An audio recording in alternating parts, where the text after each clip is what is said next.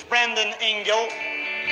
I train, manage, promote, second all the Sheffield, Rotherham and Chesterfield professional boxers. Just look at the lads here, the big lads, the black lads, the white lads. We're not bothered what they are, where they come from, as long as they're interested in boxing. But this fella brought the game in March to the highlights, one of the best light middleweights in the country, in Europe, in the world. Put your hands together for Errol Bomber Graham.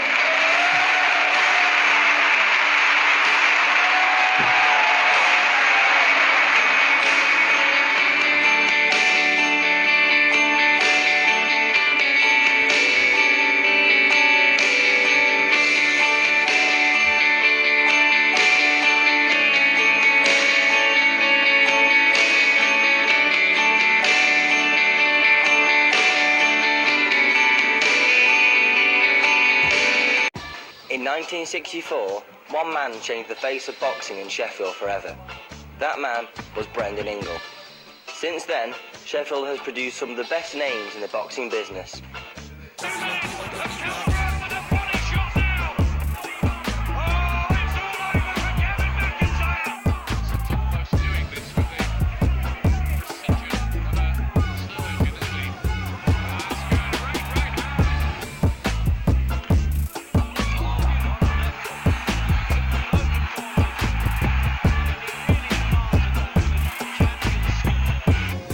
Arrived in Sheffield in the late 1950s looking for work.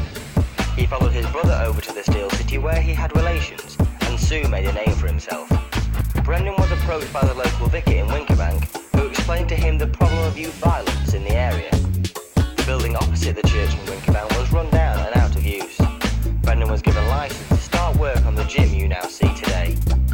Gradually I started making alterations to it, and one of them was, especially when we got into the 80s, I was working for a training job scheme for young people that were hyperactive underachievers, all sorts of problems, smashing kids.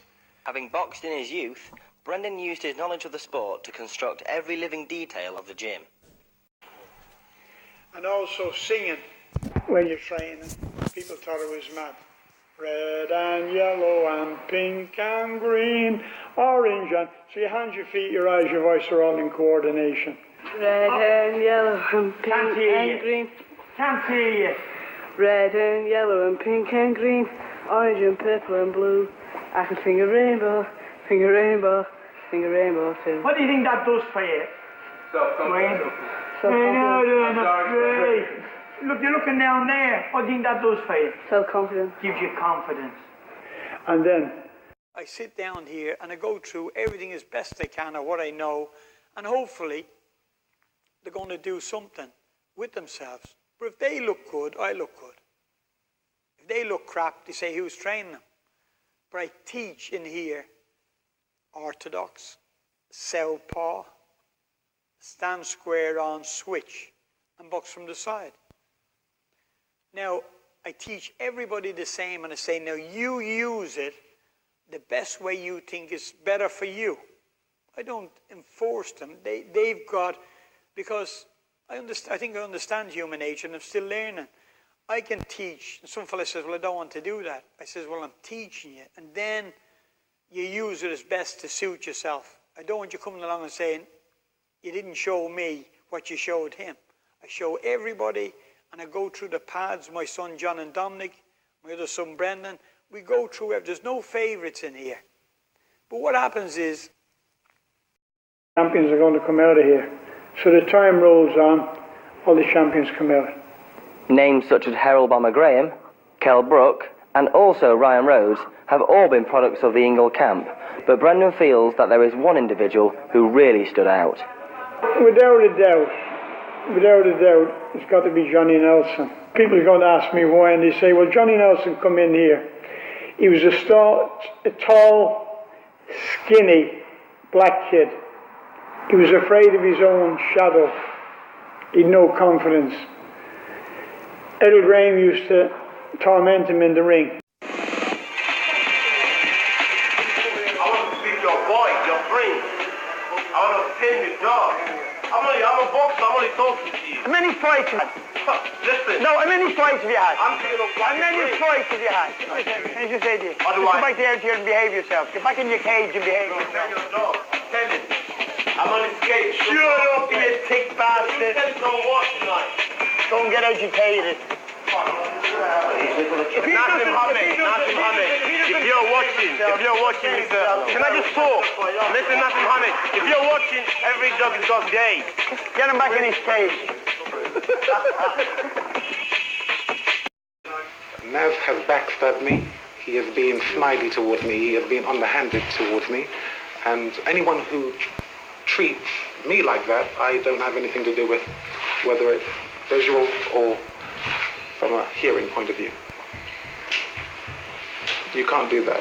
I was kind. I showed him kindness. I showed him friendship. I tried to steer him.